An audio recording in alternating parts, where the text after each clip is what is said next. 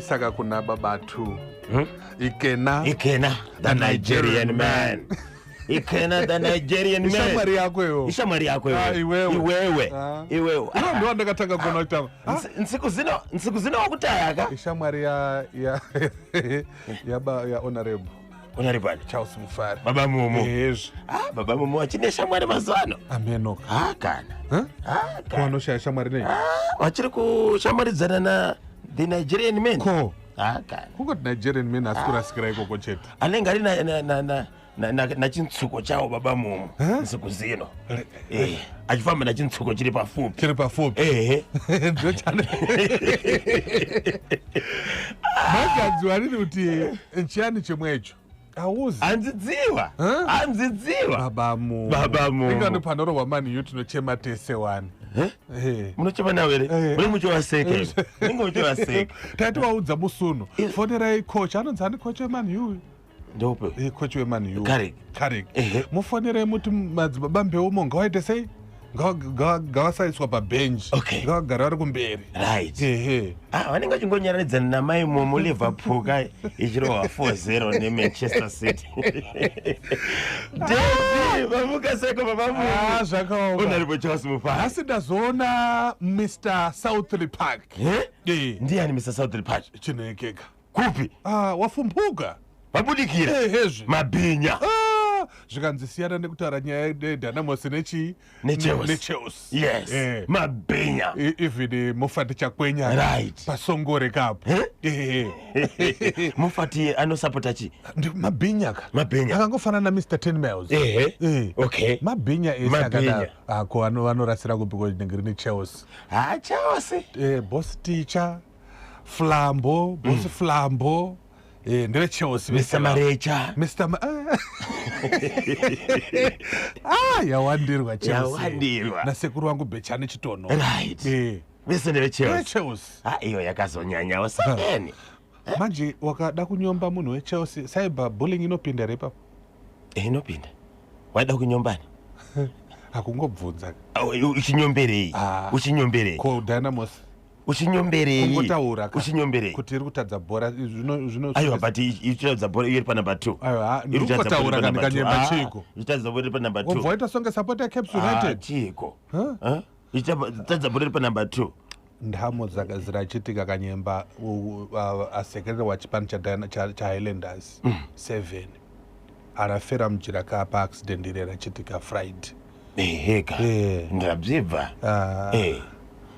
Trabjeva nazo ntamo wantu fambane bwino mkati mwa njira. Fambane bwino mkati mwa njira. Mafara yabuliswa kana mapulisa yakuti kana mukafika panenge paitika chimbonaona. Kurumbizani kuthandiza wantu podi kutakura mafoni makurekoda na kuponya bzindu pachi pa social media. Imwe munzwa lini kuti abale anzaona ka imfa ya mwenenji ya muntu pa social media. Ikona kabzinta litenepo lekani kadzisiwe na mapulisa kuti kuno kuleta nanjira chaiyo. Na njira chaiyo. Turi nkasa kuti muthandize wantu para kuti mutakule mapikicha na mavideo pa social media. Kuponya pa social media. Ikona. Muti munofana kutora. Konga wawe yakanyemba. Zvinorwadza. Zvinorwadza. Zvinorwadza. Kangono. Zvinorwadza. Ndilemulo. Anta gift lemula. Zvinorwadza. Ndabvibva kanyemba. Wawiwa. Ayo azviiteka. Azviite. Ko wakufuna kulira? Azviite. Iwe.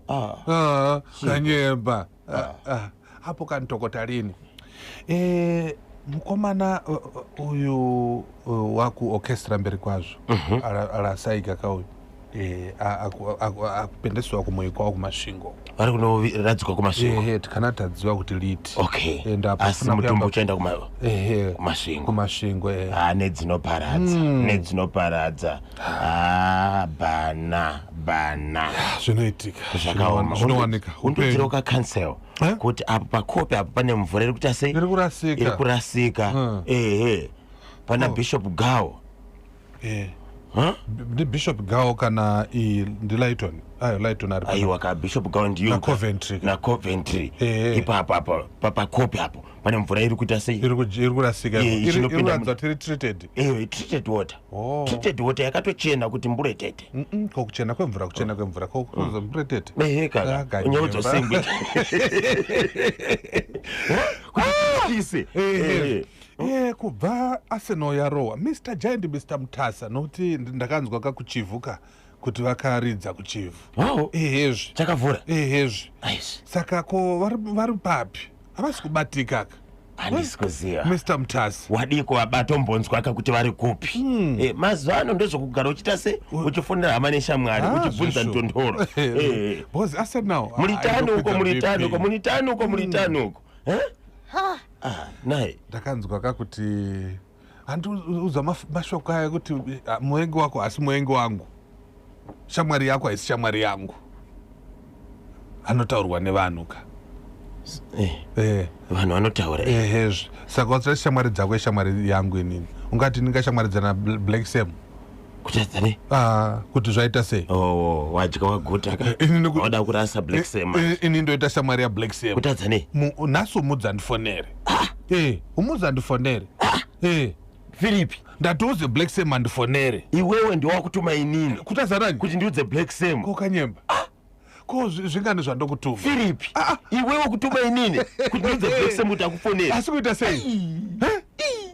Unakana machikira ka usadaro unakana machikira saka ndochika